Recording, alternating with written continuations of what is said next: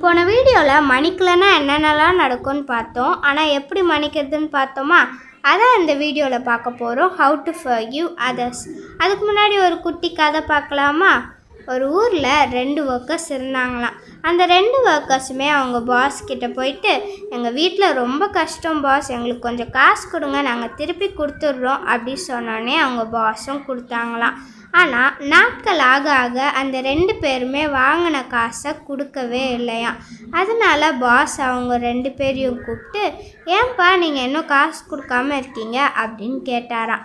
அதுக்கு அவங்க 2 பேரும் ரொம்பவே பயந்துக்கிட்டு, எங்களை மன்னிச்சிருங்க பாஸ், எங்களால் வாங்கின கடனை கொடுக்க முடியல, எங்களை வேலையை விட்டு தூக்கிடாதீங்க அப்படின்னு சொன்னோடனே அவங்க பாஸ், பரவாயில்ல நான் உங்களை மன்னிச்சிட்டேன், திரும்பி இந்த தப்பை செய்யாதீங்க சொன்னோடனே உங்களுக்கு ரொம்ப ஷாக் ஆகிடுச்சான். அதில் ஒரு வேலைக்காரன் ரொம்ப பணக்காரனாக ஆயிட்டானா. அந்த வேலைக்காரன்கிட்ட இன்னொருத்தன் வந்து காசு கேட்கும்போது அந்த வேலைக்காரனும் கொடுத்துருக்கானா. அதே போல் நாட்கள் ஆக ஆக காசு வாங்கினவன் கொடுக்கவே இல்லையா.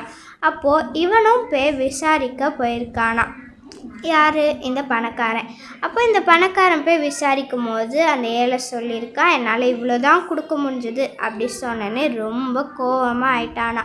அப்போ தான் ஒரு நிமிஷம் வெயிட் பண்ணி இவன் யோசிச்சானா, நம்மளும் இப்படி இருக்கும்போது நம்ம பாஸ் நம்மளை மன்னிச்சாங்களே, அப்போ நம்மளுக்கும் இப்படி தானே பயம் இருந்திருக்கும் அப்படின்னு சொல்லிட்டு அவனையும் புரிஞ்சுக்கிட்டு அவன் மன்னிச்சானா. அந்த மாதிரி தாங்க நம்ம ஏசப்பாவை எவ்வளோ அடி அடிச்சிருக்கோம், ஆனாலும் அவர் நம்மளை நேசித்து ஏற்றுக்கொள்கிறாரு, மன்னிக்கிறாரு. அவரோட பிள்ளைங்க நம்மளும் மற்றவங்கள மன்னித்து அரவணைச்சிக்கணுங்க. தேங்க்யூ.